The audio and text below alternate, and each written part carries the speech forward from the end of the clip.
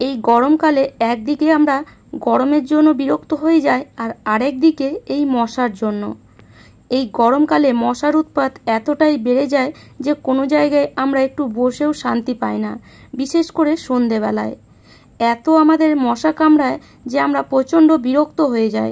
আর এই মশার হাত থেকে বাঁচার জন্য আমরা বাজার থেকে কেমিক্যালযুক্ত ওষুধ ব্যবহার করি, কিন্তু এই কেমিক্যালযুক্ত ওষুধ আমাদের শরীরের পক্ষেও বিশাল ক্ষতিকারক, বিশেষ করে বাচ্চাদের, বয়স্ক লোকেদের।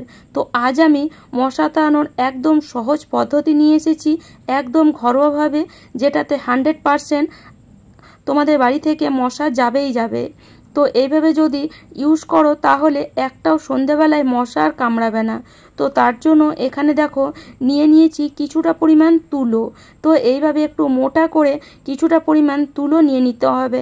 আর তার সাথে সাথে এখানে নিয়ে নেব 2 টাকা দামের একটা কফি পাউডার।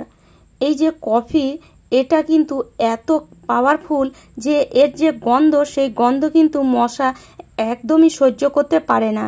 তো বেশি নিতে হবে না, যে 2 টাকা দামের কফিগুলো পাওয়া যায় সেগুলো একটা নিলেই হবে। তো এইভাবে একটা কফি দিয়ে দেব তুলোর মধ্যে পুরোটা।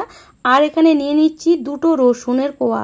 তো এইভাবে রসুনটাকে একটু ঘষে দেব একটা ছোট গ্রেটার দিয়ে, যাতে রসুনটা একটু মিহিন হয়ে যায়। তো এইভাবে 2টো রসুন ঘষে দেব। আর রসুনের যে খোসাটা আছে ওটাকেও ফেলবো না, ওটাকেও এর মধ্যেই দিয়ে দেব। আর এই রসুনেরও যে গন্ধ, সেই গন্ধ কিন্তু মশা একদমই সহ্য করতে পারে না। সেই জন্য রসুন এর মধ্যে একটু হলেও দেবে, 2টো না দিলেও একটা যদি দাও তাতেও কিন্তু কাজ হয়ে যাবে।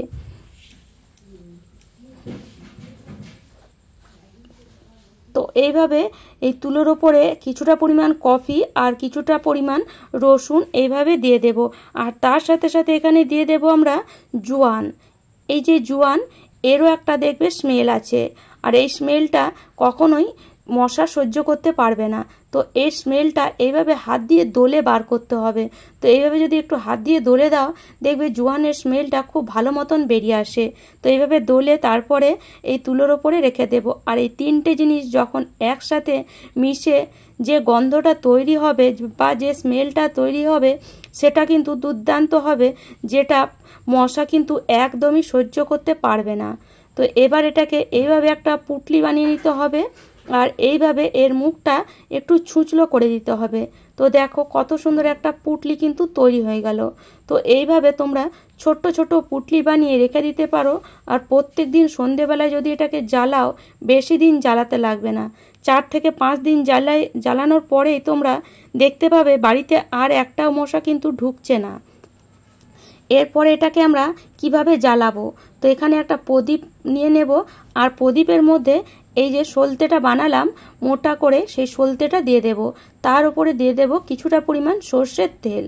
তো এভাবে কিছুটা পরিমাণ সর্ষের তেল দিয়ে দিতে হবে, যাতে এই যে সলতেটা পুরোপুরি তেলের মধ্যে যেন চুবে যায়। তো এইভাবে একটু ভালো করে মুখটাকে তৈরি করতে হবে যেন এটা জ্বলে ওঠে। তো দেখো এটা রেডি হয়ে গেল। এবার সন্ধেবেলাতে এটাকে জেলে দাও। তো যেমন আমরা নর্মাল প্রদীপ জ্বালি, ঠিক সেরকমই এটাকে সন্ধেবেলায় যদি জেলে দাও, তাহলে বাড়িতে একটাও মশা কিন্তু ঢুকবে না। আর বাড়ির মধ্যে যত মশা থাকবে সেগুলো কিন্তু বেরিয়ে যাবে। তো এইভাবে জ্বাললে দেখবে এটা ঠিকঠাক জ্বলবে না। তো তার উপরে দিয়ে দেবে একটা কর্পূর। এর উপরে যদি একটা কর্পূর দাও, এরও একটা স্মেল আছে কর্পূরের স্মেলও কিন্তু মশার একদমই সহ্য হয় না। আর এতে কিন্তু এই যে প্রদীপটা বানালাম, এই প্রদীপটা কিন্তু খুব সুন্দর জ্বলবে। পুরো সারা রাত যদি জ্বালিয়ে রেখে দাও, আর তোমাদের মশা কিন্তু বাড়িতে একটাও থাকবে না। তো এইভাবে উপর থেকে কর্পূরটা এইভাবে একটু হাত দিয়ে গুঁড়ো করে দিয়ে দিতে হবে। তারপরে এটা দেখো কত সুন্দর এবার জ্বলে উঠবে। তো এইভাবে জ্বালিয়ে সন্ধেবেলায় রুমের মধ্যে রেখে দাও, পুরো দরজা জানলা বন্ধ করে দাও। বাড়ির কোনায় কোনায় যে মশাগুলো থাকবে সেগুলো বেরিয়ে আসবে, কোন দিকে যাবে তারা পথ পাবে না।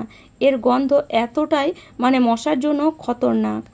এবার আমরা এটাকে পুরো ঘরে এইভাবে, যেমন আমরা সন্ধেবেলায় প্রদীপ বা আরতি দেখায়, ঠিক সেইভাবে যদি আমরা পুরো ঘরে এটাকে নিয়ে ঘুরি, তাহলে কোনায় কোনায় যে মশাগুলো আছে সেগুলো বেরিয়ে আসবে। আর তারপরে এটাকে এক জায়গায় রেখে দিতে হবে যাতে মশা যেন আর বাইরে থেকে ঘরে না আসতে পারে। তো এইভাবে কন্টিনিউ যদি আমরা 4 থেকে 5 দিন করি তাহলে দেখবে 4-5 দিন পরে বাড়িতে আর একটাও মশা নেই, সব মশাগুলো বাইরে বেরিয়ে গেছে আর একটাও মশা কিন্তু বাড়িতে ঢোকার আর সাহস করবে না। এর গন্ধ এতটাই তীব্র। তো আশা করি বন্ধুরা আজকের এই টিপসটি তোমাদের কাজে আসবে, আর আমার টিপস কাজে আসলে অবশ্যই চ্যানেলটিকে সাবস্ক্রাইব করে নিও।